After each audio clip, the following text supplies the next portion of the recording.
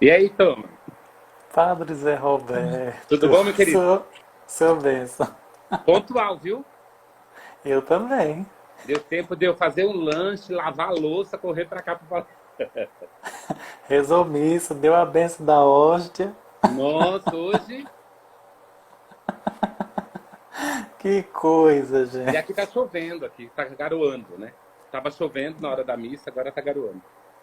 E Olha, tá um pouco frio, caiu muita temperatura. Dentro de casa tá quente, mas lá fora tá um frio. aí os santos atrás do Senhor é um espetáculo. Ah, é o meu, ó, é o meu oratório. Eu fico olhando todos nas missas do Senhor. Tem algumas pessoas que ficam pedindo alguns, né? Tem algumas pessoas que pedem alguns. Não, pode deixar, não vou pedir nenhum santo do Senhor, não. Ó, a Carol já entrou, Carol, a filha da Maria. A filha da Maria. É, a Descobrimos Carol. um amigo em comum. Pois é. A Carol trabalha, você sabe, né? Ela trabalha na Capela da Santa Casa. A Carol, Isso. a Maria. A Uhum. Maria. Na Semana Santa Maria pediu algumas músicas para cantar nas missas da Santa Casa. É, mas a, Maria daqui. ela já sabe para quem pede, né, filho? Maria daqui. Pois é. Ela já sabe para quem pede. Ela já trouxe um padre de São Paulo aqui. Falta trazer o senhor. É, mas eu acho que foi Camiliano, né? Deve ter sido Isso, Camiliano. o padre Luciano Camiliano. Padre Luciano, é. Conhece? Conheço. Conheço. Celebrou aqui em casa. Padre Luciano. Ele celebrou os 25 anos de matrimônio dos meus pais. Que bom. 25 Foi? anos. Quando 25, foi? já estão. Ih, tem 2 anos, já está com 20, já fez 27. Que bom. Mas é isso, que bom ter o senhor aqui. Pois é, olha, quando você me colocou você propôs, né, o tema, porque também a gente estava conversando agora, esses dias, ficamos muito no nosso universo. É bom, eu fiquei muito feliz aquele dia que eu não pude participar de todas as lives que você faz, porque você faz muita live, então eu não consigo acompanhar.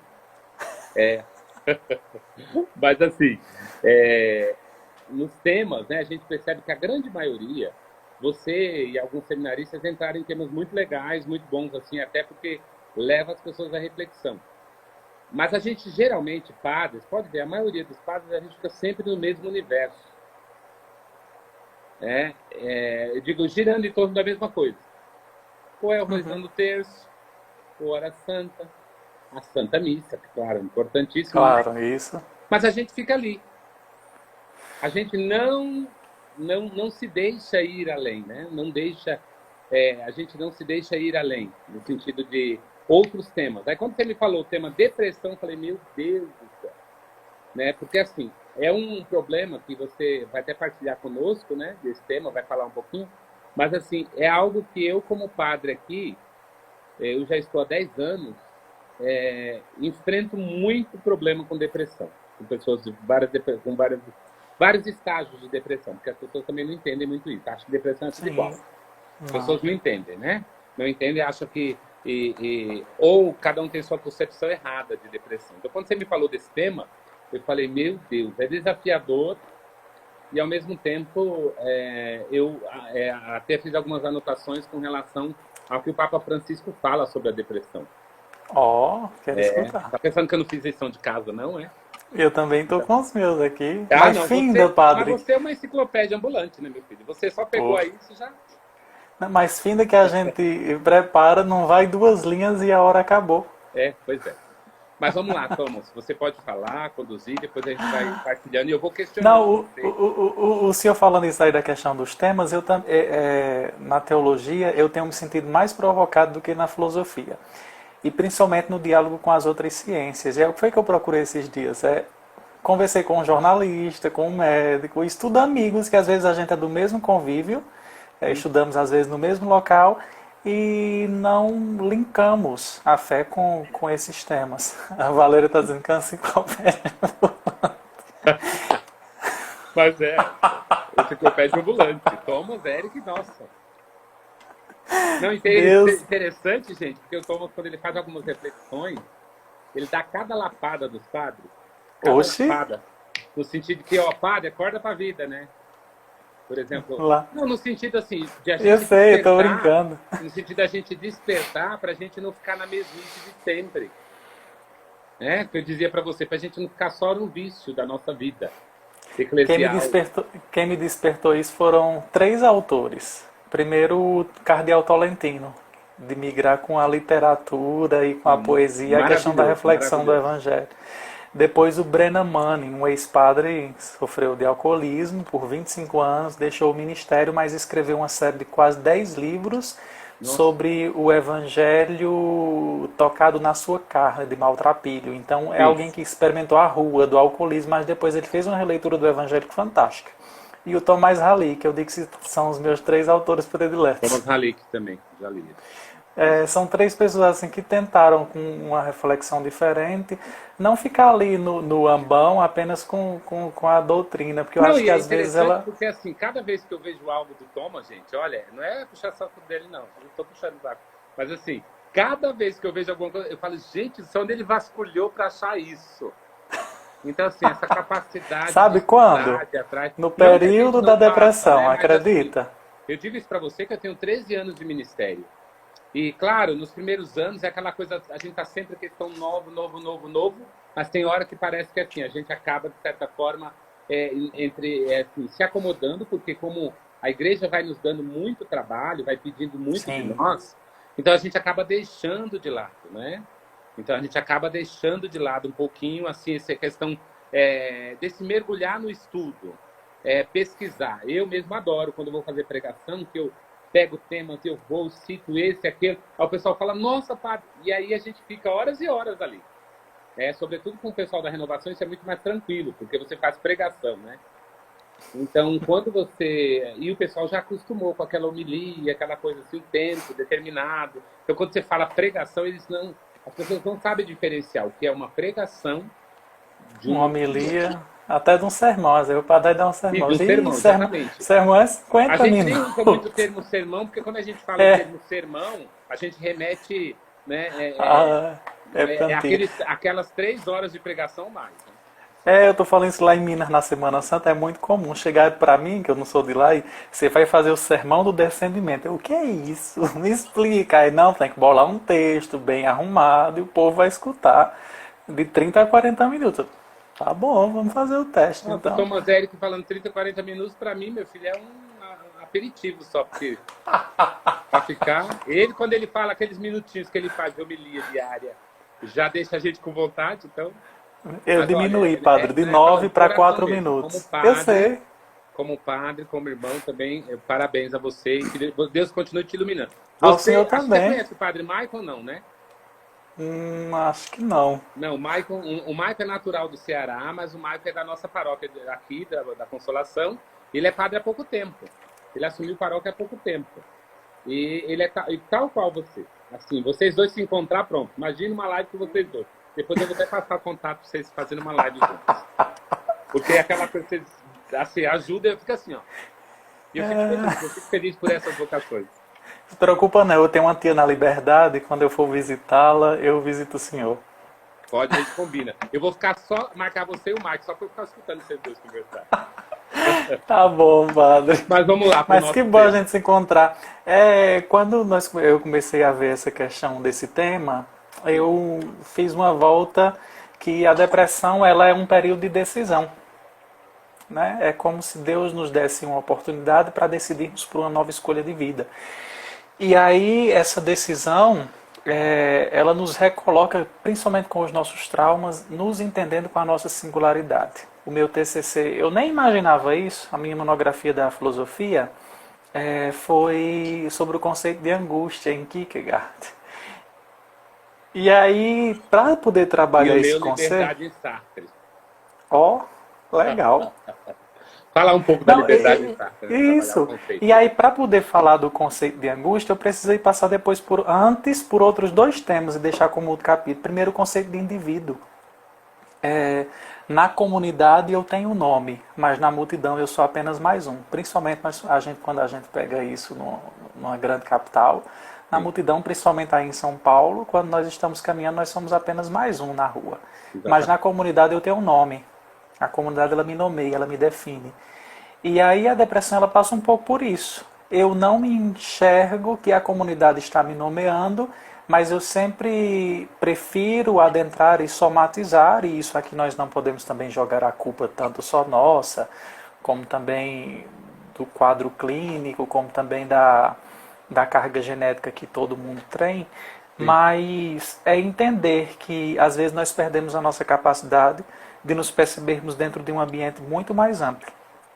E aí quando nós paramos, porque a depressão é uma pausa que nos coloca dentro, acho que de 4 paredes e bem pequenas. Nós não conseguimos ver outro horizonte, não conseguimos ver a luz que brilha, não conseguimos enxergar as nossas virtudes, né? E aí nós focamos, às vezes é como se dissesse assim, estivesse parando um filme, eu parei em tantos minutos e eu só consigo ver aquele segundo. Nem vou para frente, nem consigo dar um replay para ir para trás. E aí é preciso entender, e principalmente é muito triste quando a gente escuta algumas pregações, que depressão é falta de fé, é falta de Deus. Olha, Que não está rezando, parece que a reza está pouca, a reza está fraca. E parece que essas pregações, parece que não viram que na Sagrada Escritura os grandes santos... Ó, a Glaucia entrou, Padre Glaucia é uma psicóloga, vamos ver o que, é que ela vai falar da gente. Aí, já tá falando aí, ó. Mas aí é interessante, não percebem que os grandes da Sagrada Escritura, principalmente os profetas, eles passaram por esse período de depressão. Dessa angústia, né? Dessa angústia existencial. Nós pegamos ali Jonas e Jó, que são dois assim personagens que podemos nos entrar dentro da figura deles, e eles precisaram passar por isso. E não só eles, também os apóstolos. A dúvida, né? A dúvida, o temor, o medo, porque a depressão é um conjunto dessa junção inteira. E ela pode ter um grande significado para nós quando nós colocamos, e aí eu vou pegar a linha também que eu gosto de leitura e que também foi a linha de terapia que eu passei por 2 anos, a questão da logoterapia. Quando eu passo a dar sentido a esse sofrimento. Claro, é demorado, não se entende da noite para o dia, você quem tem que chegar à conclusão dessas respostas para extrair daquele momento de caos um momento, uma consciência mais ampla e ao mesmo tempo de aceitação para isso. E aí essa aceitação vai passar pela coragem do enfrentamento. E aí é onde existem esses 2 pesos diante de muitas pregações. Não ajuda a enfrentar, diminui a pessoa, porque ela vai se sentir, aí entra naquele fato da transferência para Deus, ou é Deus me castigando, ou então foi eu que me esqueci de Deus, ou Deus está distante, eu sou um pecador miserável, aí entra a questão do vitimismo, que isso é horrível também, aí pegamos aquela figura ali esqueci agora, o paralítico que fica na piscina de Betzata, de Betesda, 38 anos, ninguém me levou, toda hora que ela se mexe, ninguém me leva, aí fica o vitimismo e passa por 38 anos porque não teve a coragem de dar um ressignificado para isso. E aí, quantos 38 anos da nossa vida sem um sentido é possível nós ficarmos? E claro, o processo de cada um é distinto, o testemunho de um não se aplica para o outro, pode motivar, mas não é. O remédio de um não é o remédio de outro, a terapia de um não é a de outro. Logoterapia pode servir para um, mas outro tem que ser analítica, talvez outra tem que ser por outra vertente. E aí é preciso, cada ser humano é único. Aí eu volto àquilo lá do primeiro capítulo do TCC da filosofia. O indivíduo na comunidade, ele precisa dar nome às coisas dele e ele também nomear as coisas que ele se encontra com os outros. E aí a partir dessa nomeação, ele vai poder enfrentar os seus caminhos. E isso em todas as áreas, né, Padre? No sacramento é preciso dar nome à pessoa que vai receber o sacramento. Os pecados é preciso também dar um nome. Tudo na vida passa pelo nome. O nome é um distintivo diante de Deus. Sim. E aí, por receber esse distintivo diante de Deus... Basta lembrar nesse tempo de Páscoa, né? Maria, Rabuni, o nome... Né? Quando Jesus na hora que pronuncia o nome, tira de dentro, ou seja, ela sai do estado depressivo. Tudo que ela viveu, né? E ela sai do estado depressivo para onde levaram o meu Senhor. Para onde levaram o meu Senhor. E aí nós podemos pegar isso, para onde me levaram. Eu gosto da frase do Padre Fábio de Mello, né, lá do livro dele. Quem me roubou de mim? Leve-me até mim. Leve-me até mim, devolva-me a mim. E aí quem vai nos devolver a nós mesmos somos nós. Nós somos os protagonistas do início, do meio e do fim. Está dizendo aqui que tem que abrir as perguntas. Pode ser, né? Deixa. Um monte de gente querendo fazer pergunta. A palavra tira a coisa do anonimato, Não, isso mas mesmo. pode continuar falando, que eu também estou aqui com um monte de perguntas para fazer para você. Meu Deus do céu. E aí depois nós precisamos entender que a fé não é uma varinha de condão mágica para curar nenhuma enfermidade. Principalmente nesse tempo de corona, que também às vezes tem umas coisas assim super mágicas, que eu penso que a realização dos sacramentos ou de algumas coisas vai ser uma varinha de condão, e isso é inútil, porque uma fé dissociada do humano, do carnal, da existência, é um devaneio e não fé. E aí a fé, no período depressivo, ela é uma aliada e não uma solução para a enfermidade. Eu lembro que no período, nós temos a missa diária, temos faculdade e tudo. Eu estava contando à mãe nesse instante, quando nós estávamos jantando. No período da depressão, assim, mais crítico, foi faz mais ou menos de um ano e meio. E aí o senhor sabe que com tudo isso, a rotina do seminário não vai parar para me acompanhar. Era rezar às 5h40 da manhã, tomar café às 6h10, tinha que acordar mais cedo, porque era pouco chuveiro 5, para que todo mundo pudesse tomar banho, para estar na oração.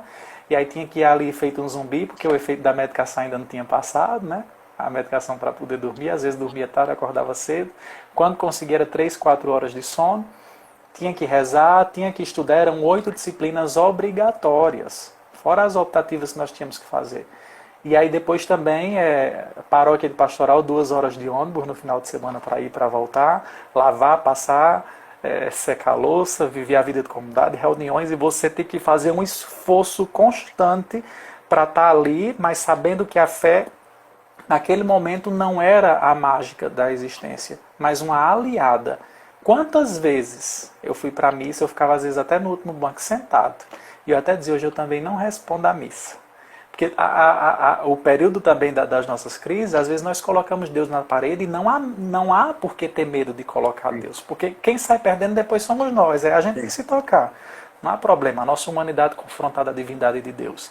E aí quando nós confrontamos, quando nós batemos de frente, não rezo, não vou fazer mais nada, o porquê, aí depois de alguns dias de porquê, a terapia vai nos ajudando a perguntar não porquê, mas para quê. E aí nós vamos virando as chaves, abrindo novas portas. Mas para tudo isso é preciso uma regra com essa fé. A fé é um exercício de paciência. A fé não é varinha mágica. E aí é muito triste, a imposição de mãos ajuda, a oração ajuda, a escuta ajuda. Quantas vezes, às vezes eu ia toda semana na direção espiritual, na confissão, era para falar. Aquele período, a primeira fase da depressão, você precisa falar até esgotar. Às vezes você não sabe nem o que está falando, mas a fala, o externalizar. Você fala aquele ponto várias vezes. Isso. Toma, fala, né? E aí o externalizar da fala, às vezes o ouvido do outro vai ser apenas um empréstimo. E aí o falar, o escrever e o ler foram também outros 3 aliados muito importantes. Eu acho que eu digo que eu li mais livros nesse período de enfermidade do que eu já tinha lido na vida. E depois as notas nesse período também de enfermidade foram as melhores dos 8 semestres que eu estou agora. Estou no 7º, desses 7 semestres foram as melhores notas. Porque o momento de fugir, eu fugia para os livros. Você conseguia, Thomas, nesse período da depressão, você conseguia assimilar o conteúdo do livro? Ou tinha alguma dificuldade de assimilação do Às vezes conteúdo? existe Aí, a às fase vezes, você da acabava dificuldade. lendo de novo, alguma coisa assim. Várias vezes, ou então quando jogava tudo por o ar. Né? Mas várias vezes até, e era aquele esforço. Mesmo que o físico não colaborasse, era um esforço. E aí eu sempre colocava para mim, eu disse, eu preciso traçar metas. Tal dia é o dia de lavar roupa. E aí eu dizia, se eu não lavar roupa, eu vou ficar sem roupa limpa. Então toma 0, mesmo chorando, vai, enxuga, levanta, é hora de lavar roupa. E aí quem convivia, a maioria dos que conviviam comigo, dizia, não parece que você estava enfrentando isso, mas só Deus sabe. Eu cheguei a um período na vida, já serve até como testemunho, dizem que quando nós fazemos isso, a Valéria está dizendo aqui, eu não consegui, mas é porque cada um é único, né? Às vezes, a minha me levou para a fase da agitação.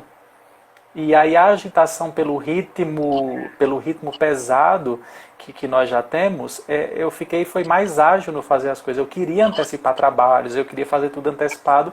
E aí também era algo que eu precisei depois tratar na terapia, se não estaria sendo fuga.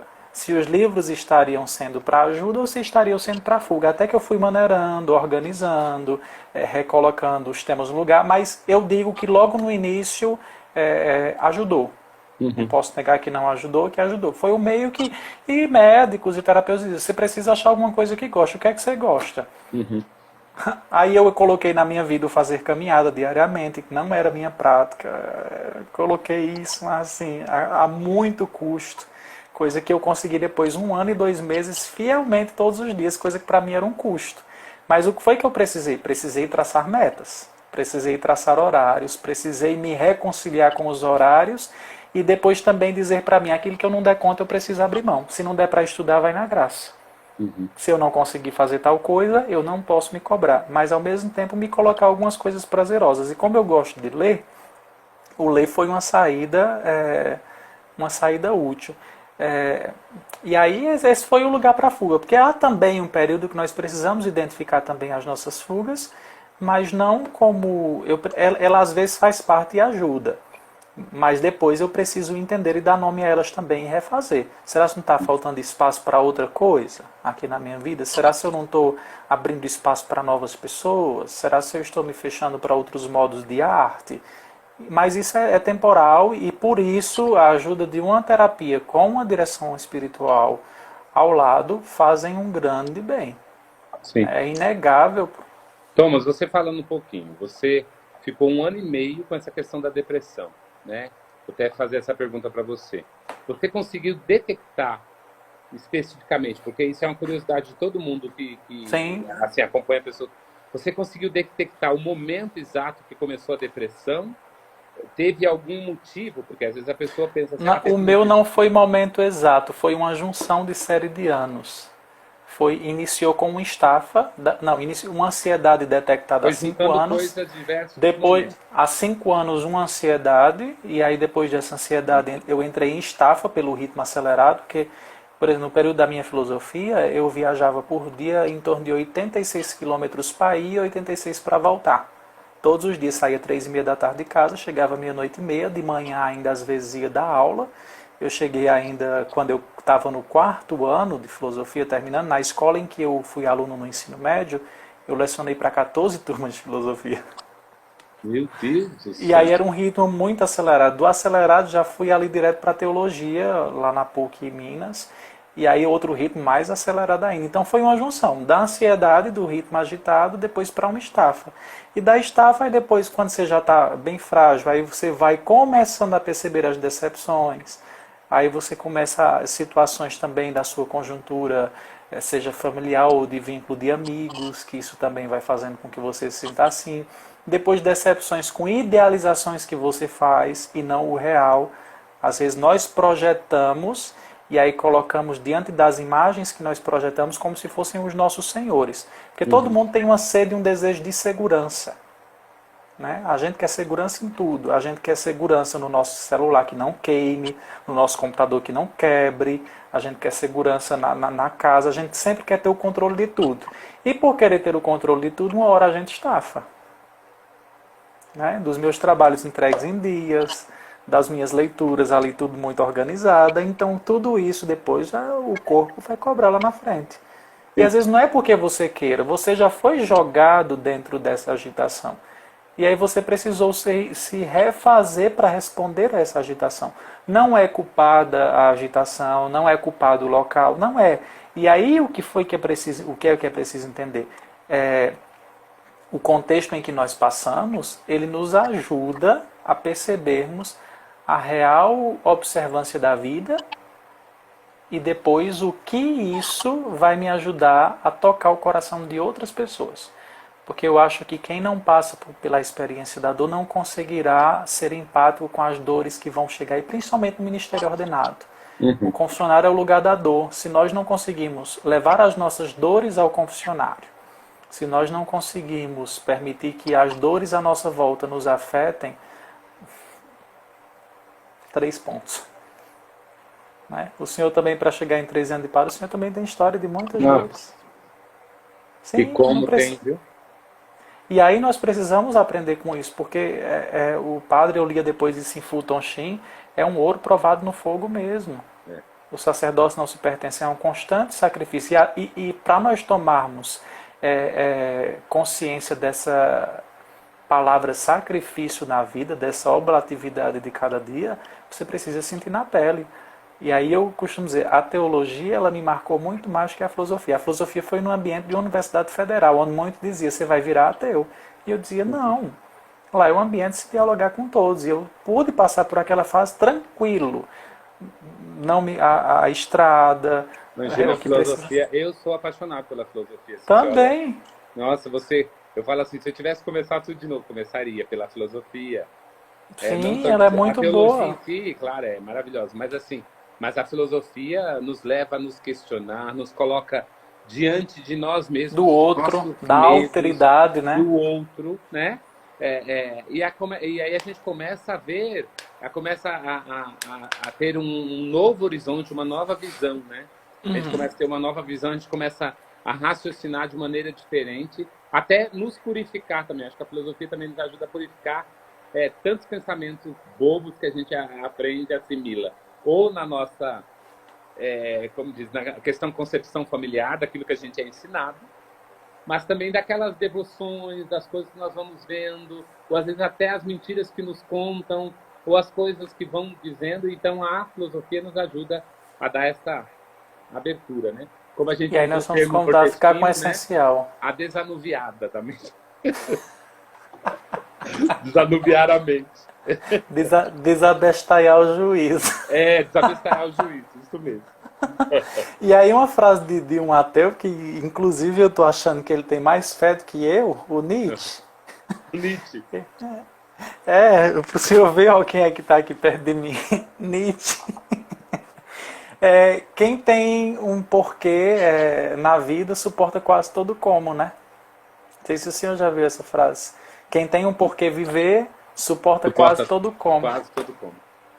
Né? E aí esse processo de transformação pessoal, você pegando ali na origem da palavra crises, a palavra crise tem essas quatro ramificações. Julgamento, colocar as coisas em xeque, depois processo para ser concluído. E aí toda crise ela é frutífera. Uma árvore para crescer e dar frutos, ela tem que passar a crise do rompimento da semente, de romper ali às vezes com os espinhos, os galhos secos, o período do verão e do outono que vai cair suas folhas, do inverno, e aí suportar aquilo até que chegue o momento disso. Mas aí um grande perigo é vivermos dentro do vitimismo e ser escravo das idealizações. E aí duas palavras que são chaves para virar a chave nesse período. O que é ideal e o que é real. Muito, muito. Na terapia era muito frisado isso. O que foi que eu idealizei a vida toda? E isso em tudo. No trabalho, na igreja, na família, para os amigos, na escola, em tudo. O que era um mundo fantástico de Peter Pan? E agora quando o que é o real? Quando você entra no propedêutico, por exemplo. Quando você entra no propedêutico, você imagina que você está entrando, né? Eu digo lembrando, recordando você falando, e eu recordando aqui, quando eu entrei no propedêutico. Aí você imagina que você vai encontrar aquele mundo ideal. A fantástica fábrica de chocolate. Exatamente. Você imagina que você vai entrar no mundo ideal, ou seja, o formador perfeito, os irmãos também de turma perfeito. E aí, quando você entra ali, né, pelo menos na minha turma, foram 22 de uma vez só, numa casa pequena. Imagina 22 vidas vindo de lugares diferentes. Então, assim, como você mesmo disse, com o seu modo de ser, né? E, de repente, vem ali com as suas crises. E ali, quando coloca todo mundo junto, aí vem tudo aflora, né? E aí tudo aflora, e aí você tem que aprender aí a também trabalhar isso, né? Então, e aí vai caindo, né? Vai caindo aquele castelo que você construiu, aquela ideia que você construiu, né? A volta, ou daquilo que, como você mesmo disse agora, do ideal, daquele mundo ideal. Aí você vai ver o que é ideal e o que é real. O que é real. E aí, às vezes, o que é real nós não queremos aceitar. E aí passa por tudo. Em tudo. É preciso rever tudo. Todos os conceitos. Desde a missa perfeita de quando você é coroinha criança, a missa real que você tem. Desde o céu ideal que você sonhou ao céu real que você tem. E é muito bonito isso também, depois que nós passamos pelas crises e pelas depressões, nós percebemos que todos, até mesmo os diferentes do que eu penso, do que eu sou, também foram chamados por Deus. E mais cedo ou mais tarde, Deus tem o seu caminho de conversão para ele, e às vezes é aquele caminho que Deus quer utilizar para chegar até o coração dele. É incrível isso. E aí entra isso do real. O real que eu tenho é isso, e o ideal não me responde. O ideal não pode ser a nossa resposta cristã. Porque o ideal ele é como um sopro misturado ao vento da vida. Eu soprar com o vento, vai misturar, não vai dar em nada. Eu preciso de coisas sólidas, e o sólido é o real. E o enfrentar o real é precisar coragem de sair do vitimismo. Né? Porque quando eu me coloco como vítima de mim mesmo, a Santa Mãe Adolorata, né? Que até ela ressurgiu também junto com seu filho, mas eu fico com a lamúria e principalmente a questão da transferência de culpa. Nós não temos a coragem de entrar no nosso mundo, e aí nós estamos trabalhando isso na quinta-feira nas lives sobre os padres do deserto, os primeiros terapeutas, e aí foi a oportunidade de lê-los também. Nós não temos a coragem de dar nome às nossas coisas, a gente sempre coloca, a culpa é do outro, a culpa é da instituição, a culpa é de tal lugar. E aí nós vamos esquecendo que não é. São as minhas idealizações que fizeram uma transferência para aquela instituição, para aquela pessoa. Nós idealizamos, montamos aquela cena perfeita e pensávamos que essa novela teria um final feliz, como as novelas de TV, principalmente as mexicanas. Não é, nem sempre vai ter um final feliz. É mais fácil ter um final de cruz, porque esse é o ideal aqui, aludindo para o caminho de fé, dessa participação do sofrimento, não um sofrimento masoquista, mas um sofrimento que dê sentido e que lhe garanta uma futura ressurreição. Porque um sofrimento que não é vivido dentro dessa dimensão, ele não é redentor. Não é redentor. Quantas vezes nós pegamos o nosso sofrimento e não nos redimimos com ele? E aí viramos ali rodando no mesmo círculo. Rodando, e incapazes. E aí é muito bonito, voltando a ler o paralítico de Betesda. Jesus usa 3 imperativos muito bonitos. Levanta, uma condição no presente. O fato de levantar. Depois toma a tua cama pela última vez. E vai, e anda para sempre agora.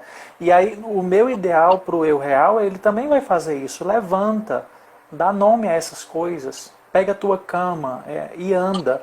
E aí é uma coisa muito interessante também que nós não podemos esquecer, anda mesmo doendo. Né? Não sei se é de Fernando Pessoa, um poema, segue teu caminho, rega tuas rosas. O resto é coisas... Uma das coisas que eu acredito muito com relação a essa questão da depressão e a questão da espiritualidade, as pessoas não têm coragem, Thomas, de nomear as suas dores. Dar nome às suas dores. Dores essas que, como já dizemos aqui, você disse, e outros também confirmaram, e é um acúmulo, que é né? uma somatória de Sim. situações, mas a pessoa não tem coragem de nomeá-las. Porque quando você... O que é que você sente, não é assim? Aí, por exemplo, depende, se for um padre que não tem muito conhecimento, ou um diretor espiritual que não tem muito conhecimento, o que é que você está sentindo? Não sei. Eu não consigo escrever. E a pessoa não consegue, porque se E ela é processual, sem ajuda não consegue se descrever. não tiver um processo, primeiro, daquele que está acompanhando, daquele diretor espiritual, daquele confessor, o processo da paciência, de saber esperar o outro trabalhar as suas dores, as suas crises, para poder conseguir expô-las, né? Porque você precisa disso. Você precisa conseguir expor aquilo que você está sentindo. E aí, na maioria das vezes, e por que a pessoa não procura? E eu digo isso para você porque o tempo passa, a gente vai ouvindo, né? Mas a história a gente vai ouvindo. Uma das coisas que mais me angustiava, Thomas, aqui na paróquia, como eu disse, eu tenho muitos paroquianos que sofrem com a depressão. Eu estou no centro de São Paulo, numa megalópole, onde a grande maioria dos idosos foi abandonado pelos filhos e netos ou sobrinhos.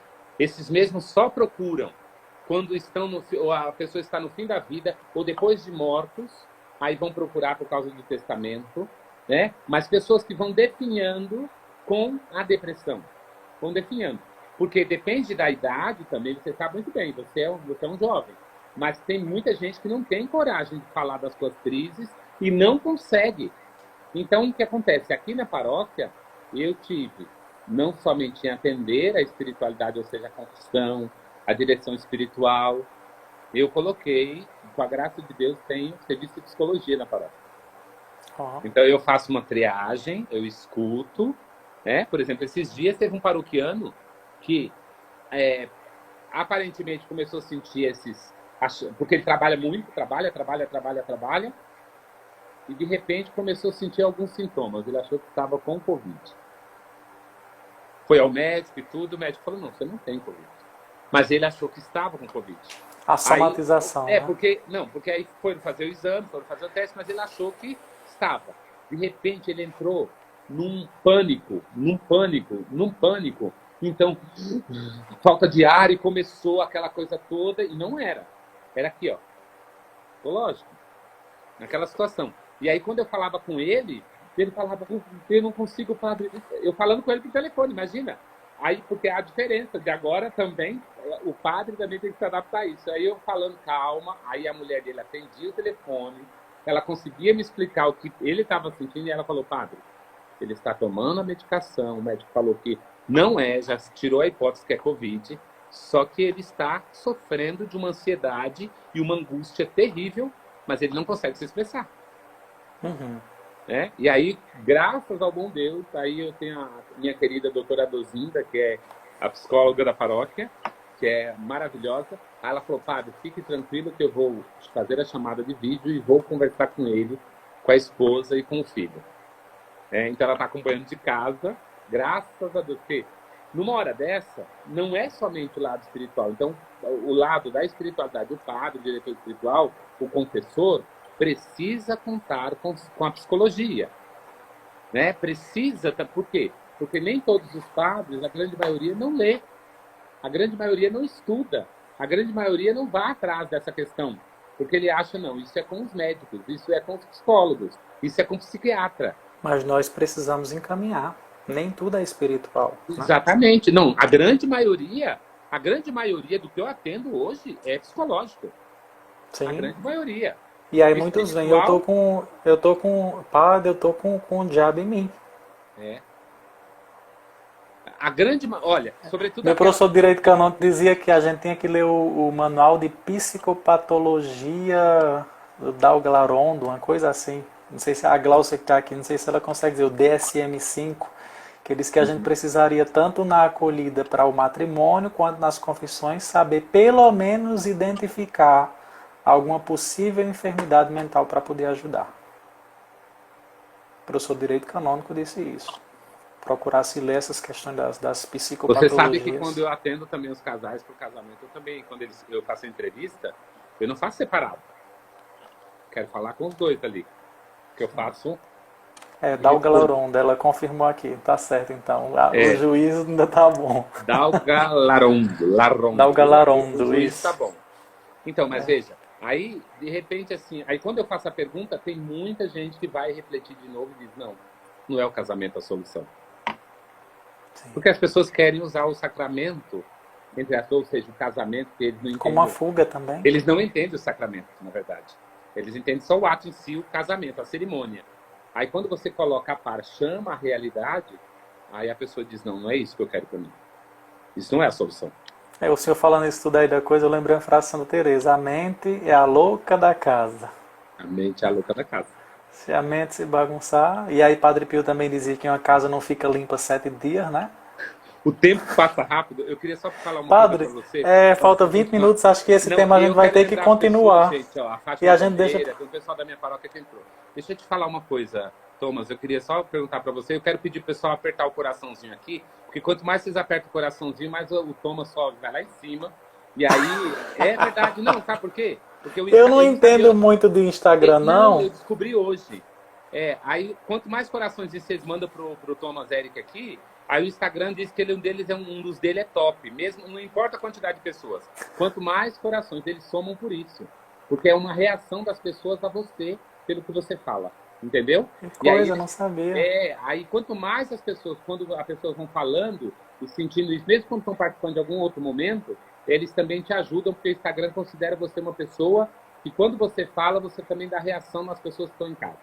Então, um pouco isso. que me falaram Só hoje. tem, Pato, só tem 10 dias que eu criei Instagram, eu não Pois é, tinha. mas para você ver, pode continuar. Então, deixa eu te perguntar uma coisa.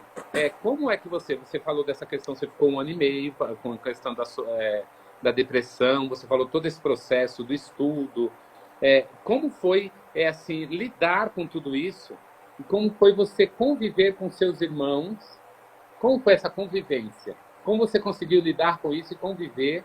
E, igual você falou, as pessoas olhavam para você, achavam que você não tinha nada, parecia que estava super bem. E, claro, você tinha que demonstrar, porque você não tinha como, ninguém conseguia te entender. Mas como é que você lidava com isso, lidando com os demais, tanto com os formadores como com também os seus irmãos? Como era isso, essa questão? Primeiro eu tive um lado muito paterno também da minha diocese. Meu bispo ele é psicólogo, então foi Ah, muito louvado paterno. seja Deus. Muito paterno com isso. E depois, a terapeuta até me disse que eu tinha excesso de empatia. Eu acho que o que me ajudou foi ajudar os outros. Porque eu tinha que pregar todo final de semana na paróquia, eu tinha que escutar, eu tinha que conversar com outros, eu tinha que ir em grupo fazer trabalhos. E na medida em que eu fui transpondo uma coisa para outra, as coisas foram assumindo seus lugares. Uhum. Porque não é. Tinha dias de vontade de silenciar, tinha, de ficar quieto, tinha também. Mas o fato de nos envolvermos em coisas a serem feitas, nós vamos como que de tempos em tempos esquecendo dos nossos problemas e nos colocando diante das situações que realmente precisam de uma resposta nossa.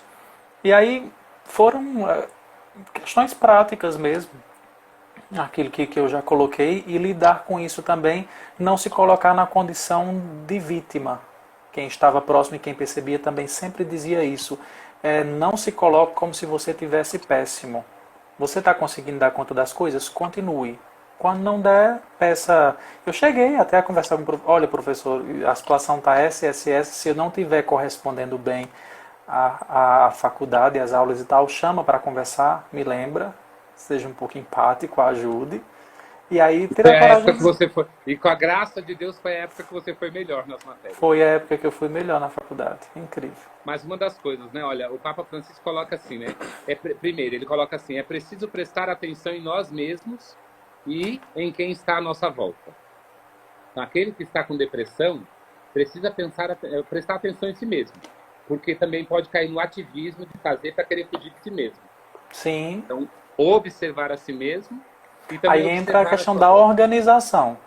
O que realmente é necessário fazer ou o que eu estou fazendo para fugir. Aí foi a medida que eu organizei. O horário de rezar é esse, é preciso? É. O horário de ler é esse, é preciso? É. Se for em excesso? Não. Permita-se ir a um cinema, permita-se andar de bicicleta, vá tomar um sorvete, vá fazer uma outra coisa, não fique tão focado só nisso. E se não der na faculdade, paciência. Pelo menos você tem que ter a consciência que você tentou. E aí no trabalho, em qualquer outro ambiente, você tem que ter a consciência que você tentou. Padre, acho que falta 17 minutos, a gente podia deixar o povo perguntar e a gente Pois é, findou. pode. Eu não disse ao senhor que a gente deixou, só foi 2 tópicos. Talvez a gente pode até voltar e fazer o teste lá no Facebook. Eu vi o senhor testando ontem, que lá Pois é. Ontem eu testei justamente para ver como é que. Hoje eu tentei na hora da oração, fui tentar chamar, não deu não certo. consegui. Não consegui. Aparecia lá a câmera, mas eu não sei se era algum problema com o meu.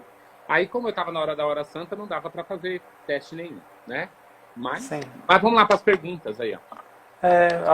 Uma pessoa lá perguntou, a filha da Maria, ela perguntou como dar nome. Eu lembro que foi uma pergunta lá em cima. Olha, primeiro nós só conseguimos dar nome principalmente no silêncio. No barulho nós não conseguimos nomear. No barulho nós não nomeamos. E aí são barulhos externos e barulhos também internos, que às vezes nós provocamos. Por exemplo, às vezes uma situação é bem pequena, mas eu crio um alarde em cima dela e deixo que aquela situação governe a minha vida. Não seria mais fácil eu parar, silenciar e dizer para mim mesmo, olha, isso não é tão grave ou tão grande como eu estou pensando. E aí, por questões práticas, vamos supor, está sendo dores, então o que é que eu preciso? Qual é o médico especialista? X. Eu vou lá nele, dou nome à minha doença, consigo, e aí sigo o caminho da medicação para aquela X doença. Então eu preciso também, para dar nome às minhas coisas, essa questão do silêncio para confrontar-se comigo mesmo. Inclusive até o tema amanhã vai ser a segunda sobre o espada do deserto, nós vamos ver o silêncio como uma questão de esvaziamento. Eu preciso esvaziar-me dos barulhos para poder dar nome às coisas.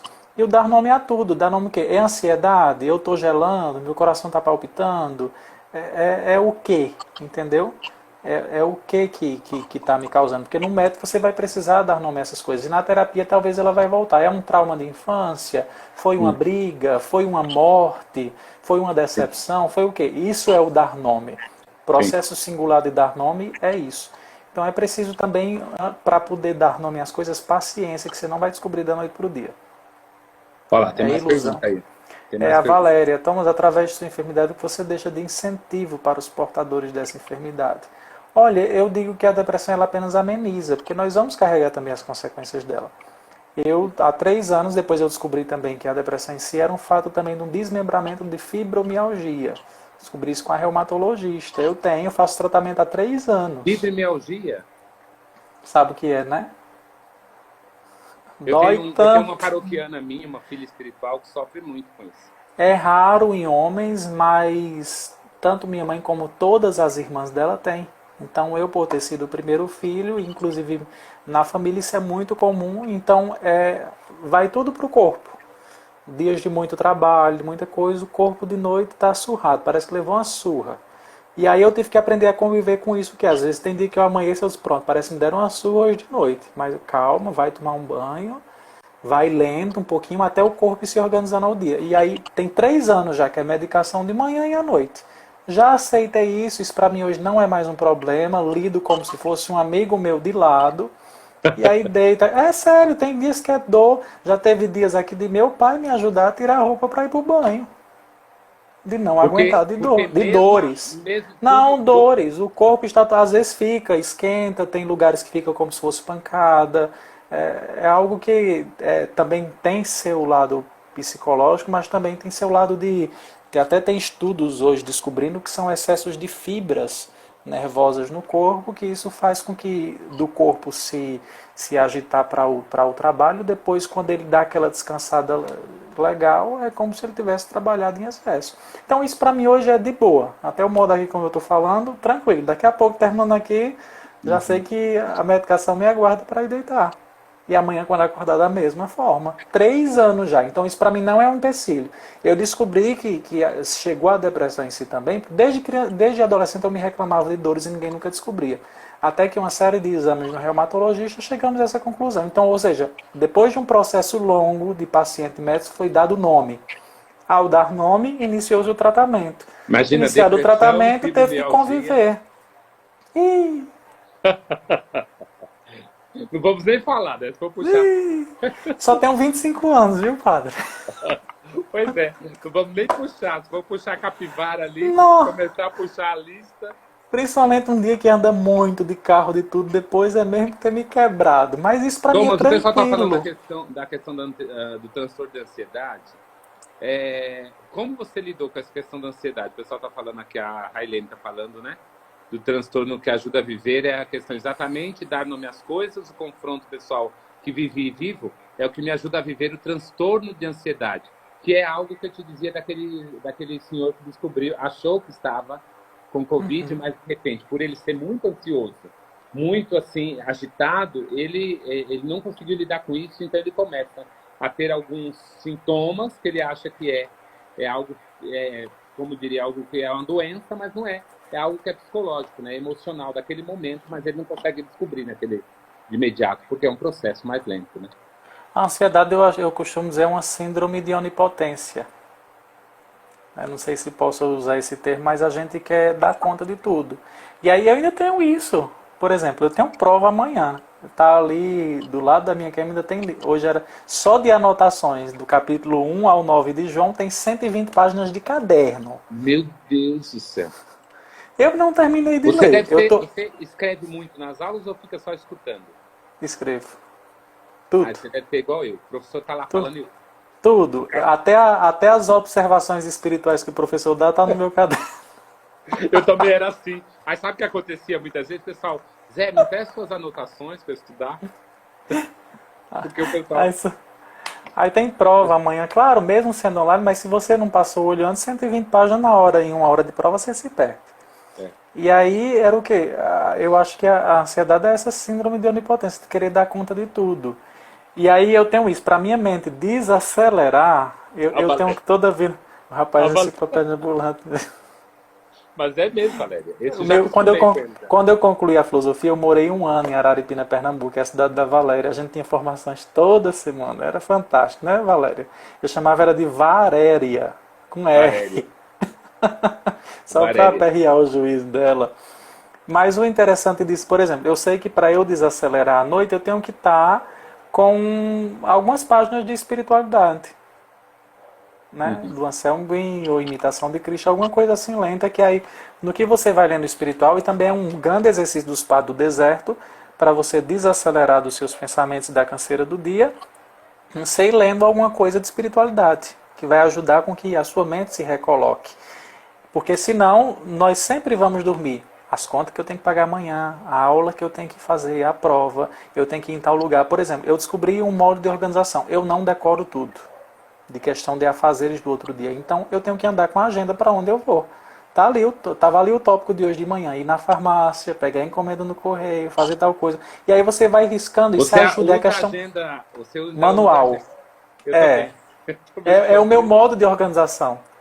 O dia É o meu inteiro eu modo. coloco. Isso. E eu coloco, não sei se você já viu, agora não, né? Mas eu coloco a minha agenda, é que você não fez agora. Mas no Facebook, eu tenho a agenda da semana toda lá para as pessoas saberem, principalmente os eventos principais e as outras coisas eu anoto na minha manual. Né? Sim, sim, tem que ser. E aí isso é um modo. E outra, a gente só descobre testando ao longo da vida. Então, eu sei que eu tenho que ter um livrinho perto para onde eu vou, para o médico, alguma coisa na bolsa, o livro e minha agenda está lá.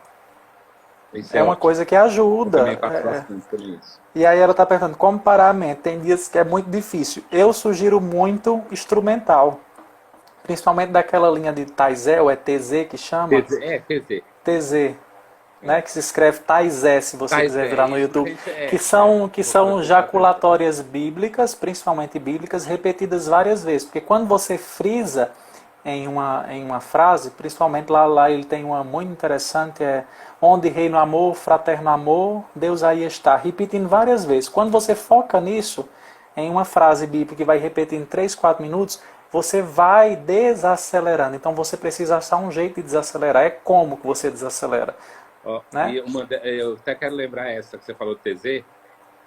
Tem uma que eu gosto muito, né?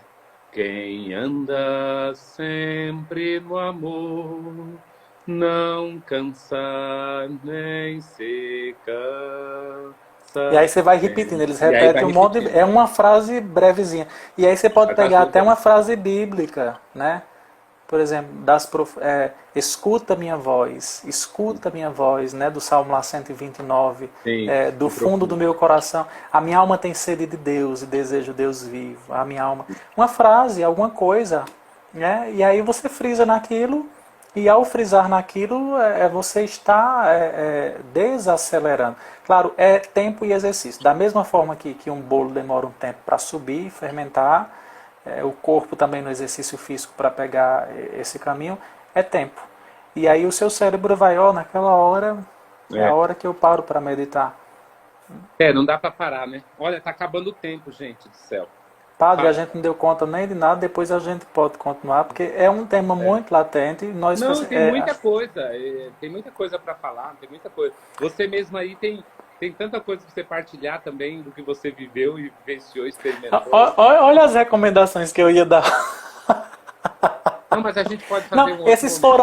foram obras que eu até tenho em PDF, depois eu posso disponibilizar, não tem problema, isso ajuda. A leitura é um caminho muito de ajuda. Essa carta aqui do Papa João Paulo II é o sentido cristão do sofrimento humano, fininho, depois no site do Vaticano são coisinhas simples.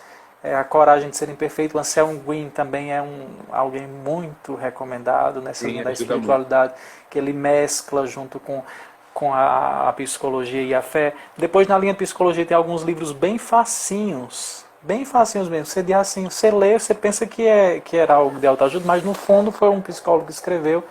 Na fase eu lembro que eu li esse aqui, não sei se o senhor já viu, Codependência Nunca Mais. Não. Muito interessante. Pare de controlar os outros e cuide de você. E aí ela pega experiências dela mesma e vai narrando no livro e vai colocando tópicos. Como sou o eu controlador? Como devo ser o eu livre? E aí no final você passou assim por um... Desse livro eu fiz um resumo de 4 páginas. Posso disponibilizar também. Algo bem Ótimo. práticozinho. Porque eu acho que eu acho que não tem como virar a chave se você também não olha a vertente de uma outra pessoa, Sim. né? A Mas nós outra vamos marcar pessoa um outro quando... momento dentro da sua agenda de lives, Não, viu, eu só gente? tenho Porque a live até agenda dia dele de live é 15, padre. lotada.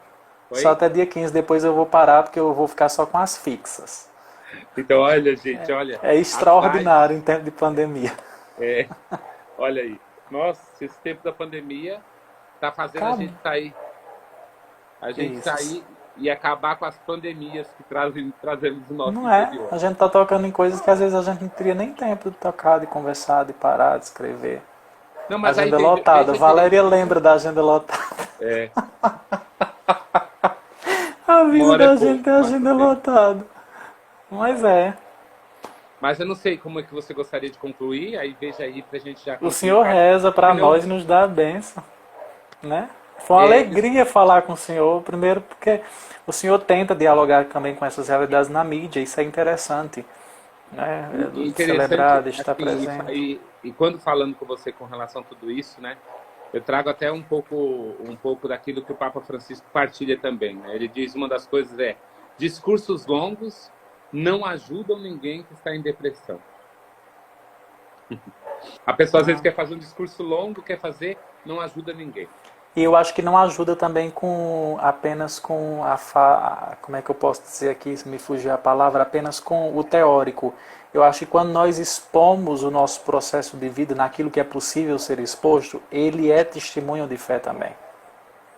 Eu não consigo chegar diante de outras pessoas me eximindo, como se eu não fosse um outro humano, Sim, porque às vezes há uma tendência também de nós, enquanto pastores, nos colocarmos enquanto seres angelicais, longe dos pés da realidade, da humanidade de Cristo, e aí não conseguimos tocar no outro, porque a gente sempre chega com a normativa, sempre chega com aquela coisa bem fechada e esquece de desmembrar na individualidade.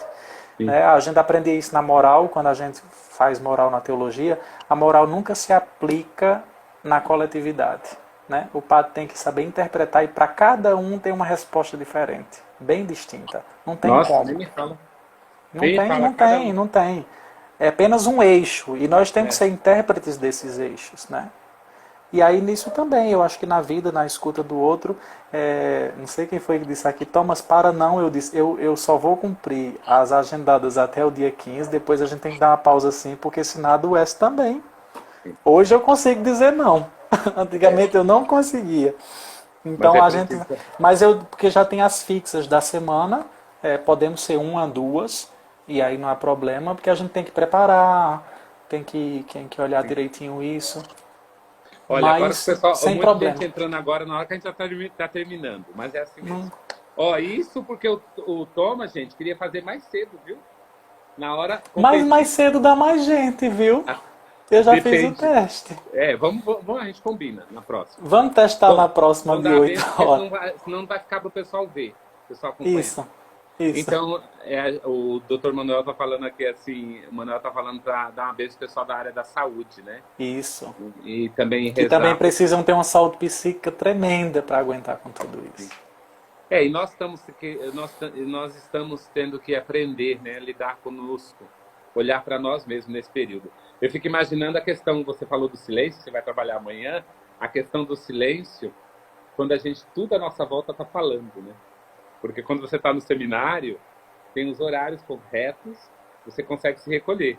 Mas quando você está com a tua família, então o Aqui em casa silêncio... nós estamos rezando as laudes, celebramos a palavra, colocando, Por parece quê? estar igual o seminário.